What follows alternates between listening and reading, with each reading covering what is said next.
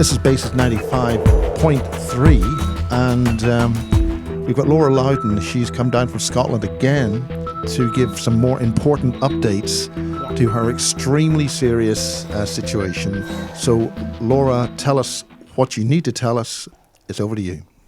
Okay, Miles. Well, after last time, when I went back up to Scotland after recording part 1 and 2 for Basis 95, I have since found out that through a very reliable source, well, more than one actually, that my original children, and if anybody's not familiar with this, they should maybe watch Basis 95 part 1 and 2, have actually been sold to an infertile couple in England who bought my children, and this is what I've heard, I don't know this for absolute fact, but for £5 million each.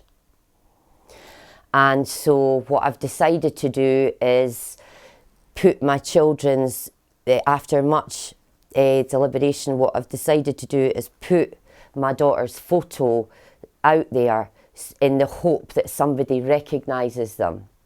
I understand that these people have changed their names. My eldest daughter was originally called Alicia, and seemingly they've changed her name to Esme or Elsa. So, and this is a couple who couldn't have children of their own, who are extremely rich and seemingly have spoilt the girls absolutely rotten. My eldest daughter, I'm told, remembers me. So I'm really here to show the photo of the girls that I have in the hope that somebody recognises them and could possibly get back to me with the information of their whereabouts, because obviously this is child trafficking, and it's highly illegal, and I just can't bear to think how distraught my kids would have been, and I need to get this solved. I need to find my children. So yeah, will I show the photo of them? Yeah, if you want to, but now just to make it clear, this is your permission to do this. Yeah, and, absolutely. We're going to now do that on camera 3. There it is. This is a photo of my kids here. That's Alicia with at the front, who's probably now called Esme or Elsa, and I don't know what they've changed Sophia's name to. If people could bear in mind that this photo was taken at the end of 2016, it's the last photo I have of my children before they changed inexplicably. I know people can go and look at parts 1 and 2, but what do you mean changed? Well, to cut a long story short, my girls were taken off me and put into social work care for not an awful lot. Risk of emotional abuse, I was told, risk of something I hadn't even done yet. But basically, on the 22nd of December, they left one foster carers to go to another foster carers. However, they didn't actually arrive at the next foster carers till the 23rd. So there's 24 hours missing out my children's care plan. When I next saw them, it was a Christmas contact, and it was Christmas Eve, I think. Basically, as soon as I saw my girls, they came into the room. I knew something wasn't right. I wasn't sure what it was. They looked listless, they looked energyless, they had big bags under their eyes. They just didn't seem themselves. And I immediately thought, what on earth is wrong with the kids? So I took lots and lots of photographs at that point, not knowing what it was. I said straight away to the social work, and there was 2 actually, interestingly enough, that did that contact, but there's usually 1.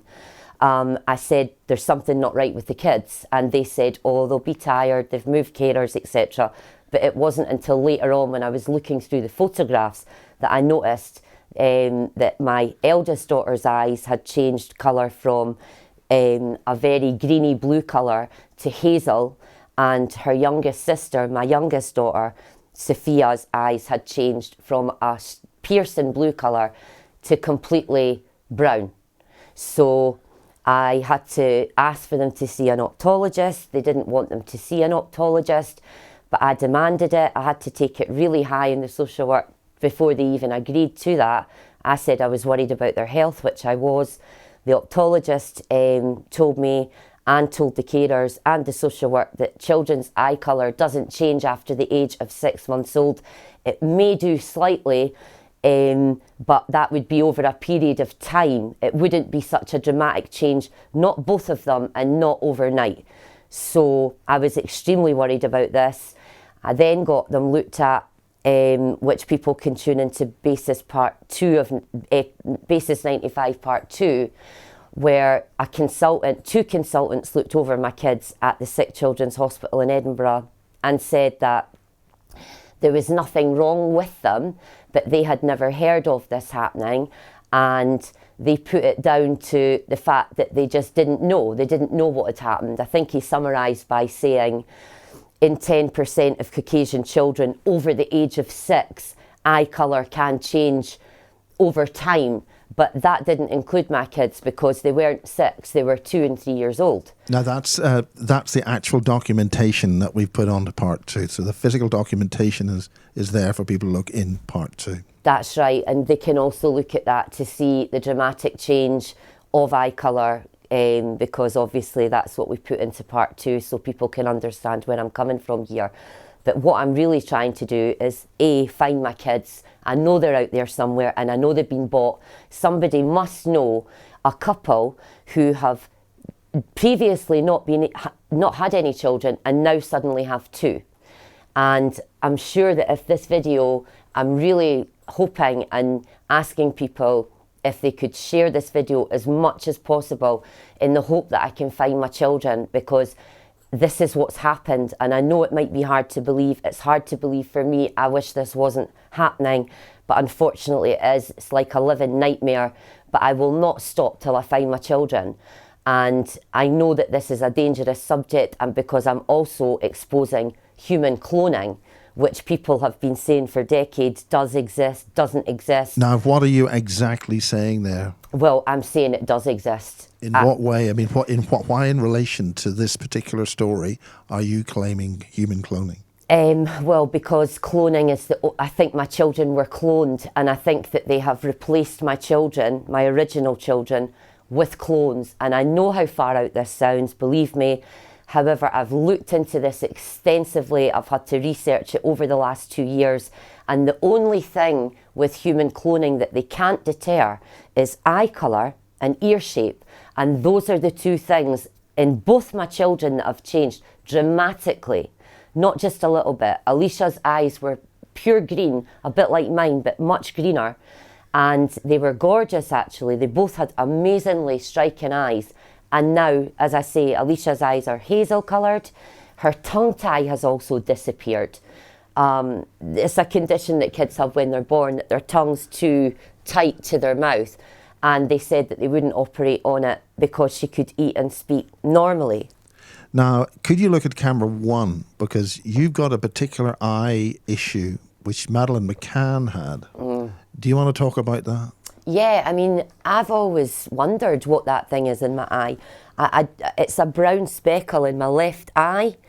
So I'm sure you can probably notice it on the camera, but I really don't know what it means.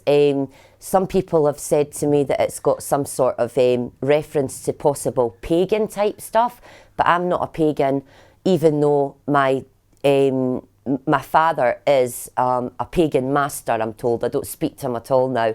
And funnily enough, since this video, Basis Part 1 and 2, Basis 95 Part 1 and 2 went out there 4 weeks ago, he hasn't spoken to me at all. In fact, I found him in my street 2 weeks ago trying to take my car in the middle of the night because he has a spare key for my car. And the only thing I can think that, instead of just phoning me and saying I need the car, so I confronted him, because luckily we were actually on our way back from somewhere when we saw his van come into the street. Otherwise we would never have known. The car would have been gone by the morning. And we noticed that he'd had the bonnet up. He was trying to jump start my car. So I said to him, what on earth are you doing? Why didn't you phone me? And he said, oh, I thought the battery might be flat. I was charging it for you. And he couldn't wait to get away from me, even though I said to him, look, what do you think of this video? Aren't you worried about your grandkids? Why have you not been in touch with me since these videos went out? And he just sat there completely emotionless. It was the strangest thing, and drove away. So I'm sure he has got a lot to do with this, and I'm past the stage of the fear factor. My phone's been hacked, my house has been broken into, my car's constantly been broken into. I'm not talking about since I put the video out, I'm talking about the last 2 years. And this is something, I think I'm scratching the surface of something bigger here. That's what I've been told. Well, if I mention Dave Marrow, yeah. Do you want to talk about Dave Marrow? Yeah, I can remember Dave. Because Dave Marrow has got associations with Max Spears. Yeah. And Matt Todd. That's and a right. guy called James Casbolt. Aye, I've had to look into these people. Well, I'd heard of Matt Spears and I'd watched quite a lot of his videos. However, with Dave Marrow, after Basis Part 1 went out, he contacted me and he said that he thought he was linked to the story. Well, it wasn't until I phoned him just to find out if he could help at all or if I could help him in any way. And he sent me a couple of pictures. Well, it was actually his profile picture anyway. And I recognised him straight away. And I know that I met him when I was little. I know I did. He's 5 years younger than me. And I can remember being at a camp, some sort of camp. It's a very vague memory, but this part of it's not. And being in some sort of dormitory where there was girls and boys. I think I must have been about maybe 10 or 11. And there was these teachers there that kept blowing whistles. And we had to keep getting out our beds in the middle of the night. It was freezing cold and having to stand at the end of our beds for hours. And if we moved or if we moaned, they would blow the whistles again and they would say, right, you have to start again now. And I don't know if my memories, I can't see it being a school camp, put it that way. I don't think so. And I do remember Dave. I remember his voice. I remember what he looked like back then. And he remembers me. And I think he said that he remembers me from, is it Bournemouth? Burnworthy Manor, where they trained a lot of the British super soldiers. Yeah, Burnworthy Manor. But also an island in Scotland. Aye, Orkney. Yeah, that's where he's from. And I'm not sure if I also remember him through... well, my dad used to take me out every Sunday because my parents were divorced. So my dad would take me out on a Sunday, and every single Sunday when I came back from being with my dad, I would be sick everywhere. And you'd think that would be a sign for a mother to say, oh, that's not a great place for my kid to go, so I'll stop that. But my mum didn't stop the contact with my dad.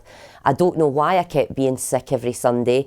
I can't remember what actually happened the time I was with my dad. I've not got any memories of him doing anything untoward or anything to me, but he is, as I say, he's a pagan master. He's high up in that sort of society, which I want nothing to do with. I must underline that. But yeah, I think I might remember Dave from then. My dad's never away from the Orkney Islands, and I'd been up there a couple of times when I was wee as well. I mean, what's the connection with the Orkney Islands? Is it a holiday resort or? Well, it's got a lot to answer for that place. If anybody looks it up, it's there's a lot of ritualistic child abuse that goes there, satanic child abuse. There was a huge case, I think it was in the late 80s, and it was about children who they took about 17 families, children off them, because these kids were painting pictures and saying that they were doing, you know, horrendous things to babies, etc. You know, if anybody's familiar with satanic ritual abuse, they'll know what I mean. And in Orkney, for some reason, it seems to be prevalent. I'm not sure why. It must be something to do with the ley lines or something. Is a standing stone site anywhere nearby? I couldn't tell you, Miles. I don't know. What's a standing stone site? Well, the megaliths, the megalithic structures like Avebury and Stonehenge. Well, yeah, my dad was always taking me to places that had really old ruins of churches, like and Roslin Chapel and places like that. And I don't understand any of this because nobody will tell me anything about it. It's a secret society. And just everybody's keeping so stumph. In the last 3 weeks, I've been to see several of my dad's friends. Well, I've attempted to see several of them. One of them who is extremely high up there in the elite. I mean, he's, if not a billionaire, he's certainly a multi-millionaire. And he could not wait to get me out his office. And it just rung really strange with me because I said to him, look, could you possibly give me the name of a good lawyer? And he was like, listen, Laura, if you're here any longer, my accounts department will start charging you. And I was like, right. So I could tell he didn't want me there at all. So I don't know what's going on, but there's certainly some sort of movement amongst these people that I'm not aware of. Well, what it's they're doing. best to try and stick to facts and not imagination True. Conjecture. I know, I do try, yeah. But like I say, I know for a fact now, and I believe in my heart, a mother knows her children. I know my kids aren't the same. Tongue tie doesn't disappear. An allergy to penicillin doesn't disappear. Anemia doesn't disappear. And eye colours don't change overnight with children. It's not just their eye colours, it's the shape of their smile. It's loads of different things, the shape of their ears. And I just want to be able to find my kids, because this is horrendous. The thought of not ever finding my real children is actually eating away at me. You know, and I know these people are powerful. I know they've got money, but there must be somebody out there. I'm hoping that if this video is shared enough, that somebody will recognise my kids and hopefully do the right thing and let me know where they are. Because I've tried to go down the authority line. The police don't want to know about any of this. They don't, you know, I don't know what to say about the police, Miles, because... Well, it's called a too hot to handle. Yeah. It's too hot to handle, and they're pressed for many other things. Which surprises me, because they've actually had a case 2 years before me, where exactly the same thing happened. A wee girl and a wee boy. And as I said in my last video, the woman was given death threats. She had to move to Portugal. She was given £96,000 to get to Portugal. So, obviously, they've got money to spend. I mean, you know, if you look at the child trafficking or people trafficking facts in the world, there's only one illegal trade that earns more money, and that's arms. So even with all the things like crime and drugs and everything, it's actually child trafficking or people trafficking, sorry, I correct myself. In 2014, they reckon it made 150 billion in profits, and that's in 1 year. And in 2012, this is the only figures I could actually find, they reckon that an estimated 21 million people are trafficked a year in this world, which is horrendous. So I'm obviously trying to stop that, because this is what this is. It's human trafficking, it's child trafficking, and it's wrong. These are children, and I will go to the ends of the earth to find them. And, you know, it is quite daunting, because I've been told this goes really high.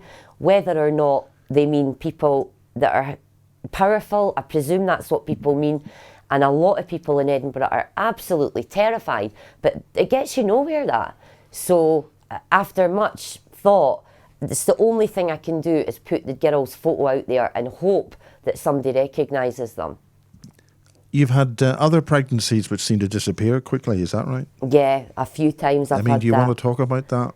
Yeah, I mean, it was only a couple of months ago where I felt really, really tired. I've been pregnant, obviously. I've got 3 kids, so I know how it feels. But I was quite confused about it, because I thought, well, I'm on contraception. However, things can go wrong with that. So I slept for about 2 days, and I had all the symptoms of pregnancy, basically. And then right in the middle of the month, I missed obviously one cycle, so I thought, well, it's a possibility I am. And then 2 weeks later, nothing. So, and then I just had a normal... But you have some kind of medical condition, apparently, that, it's in those documents, I think, in part 2, which means you're not meant to get pregnant at all. That's right, yeah, secondary let infertility. alone have actual full-term children. Yeah, I mean, that's after I had my son, because it was such a botched up caesarean section. Whether that was meant or not, I'm even questioning. Probably was, to be blunt. I mean, that's what I'm questioning now, but it was an absolute botched up job. And then I was only 24, so I actually, after about 4 years, I was married. I tried to have another child, tried, couldn't fall pregnant. They did an endo, what do you call it when they go at laparoscopy, I think?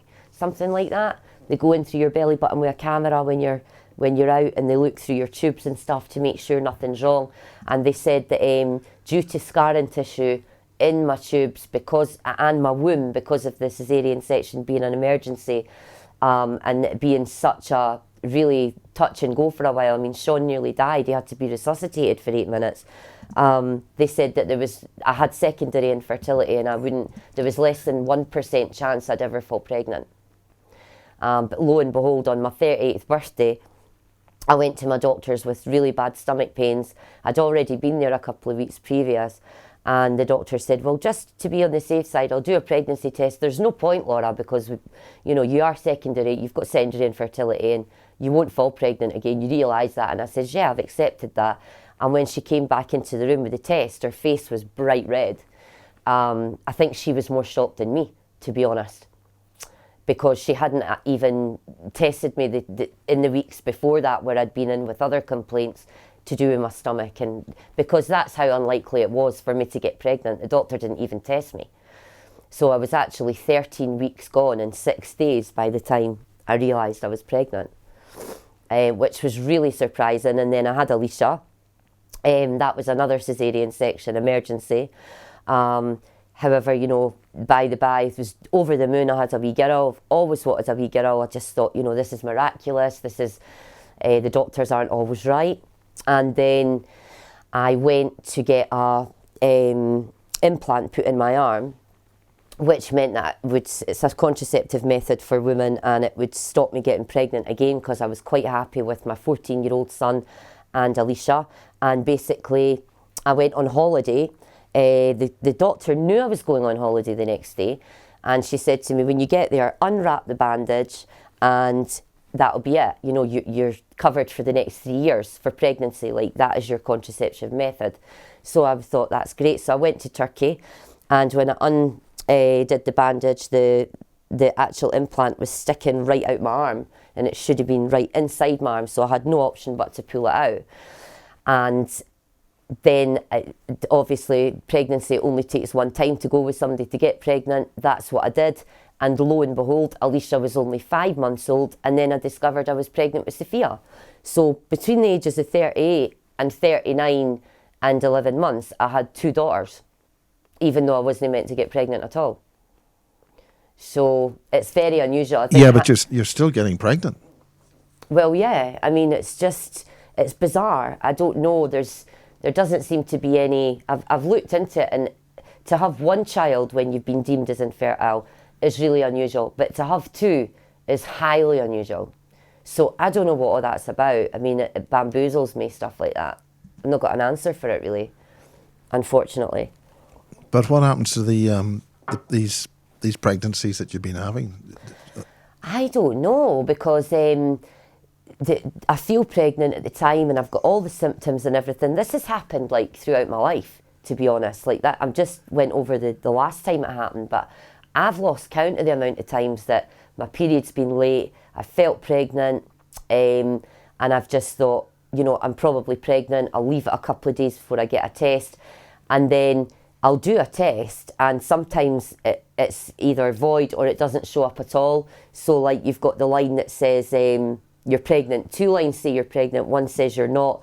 And sometimes I can see a really faint one. So it's like a very early positive test, and then it'll just come away. It's almost like I'm having really early miscarriages, to be honest. But are you having miscarriages? I mean, what does that involve to non sort of knowledgeable people?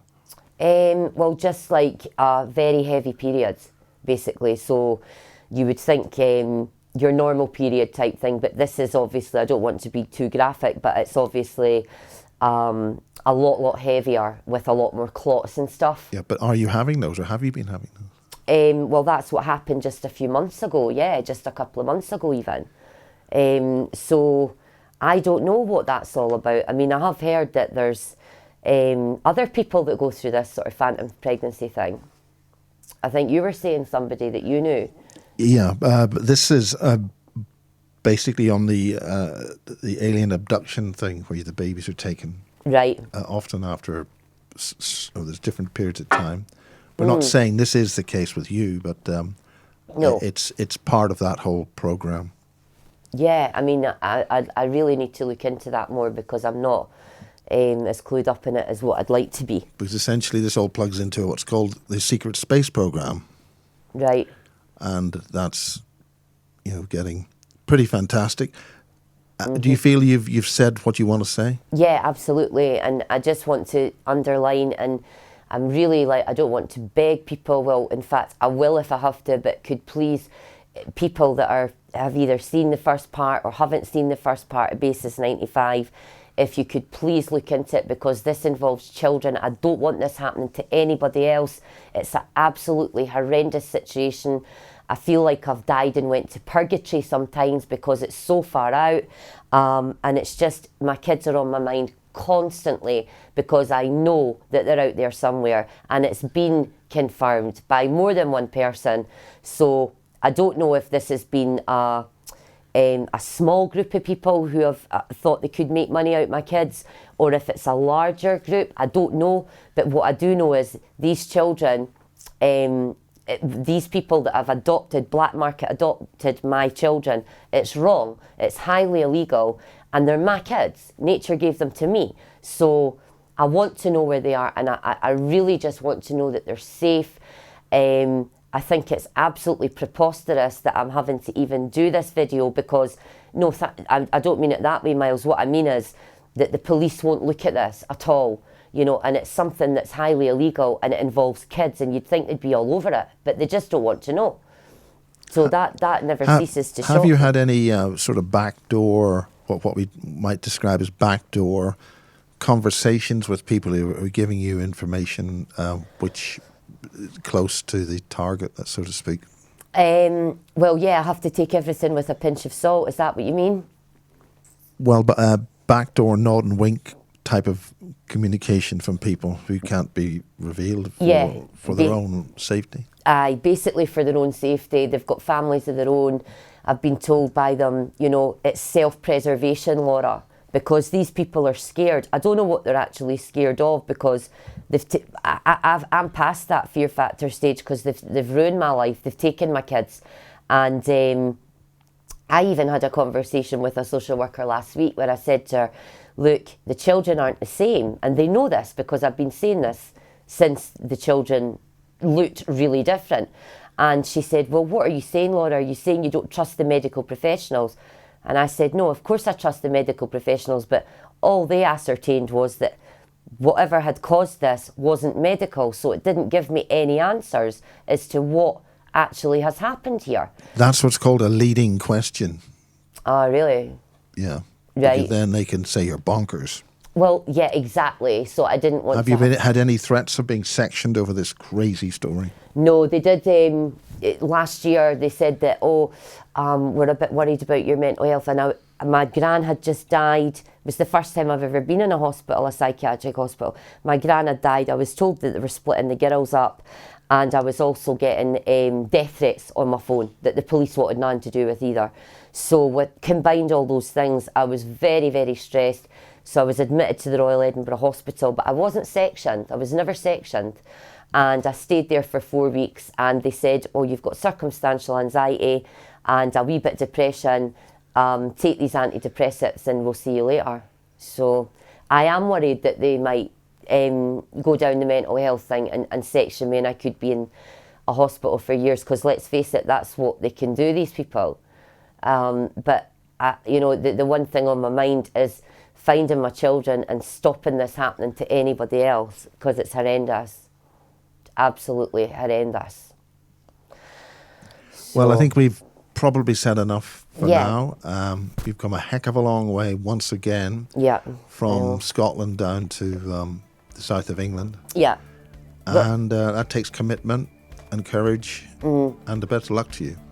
Thank you, Miles. Thanks very much for having me. And hopefully somebody may be able to recognise my kids.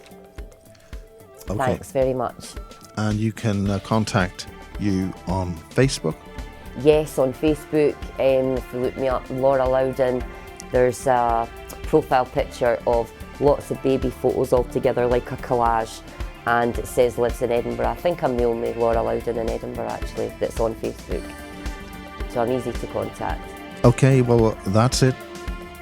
Okay. Good night for now.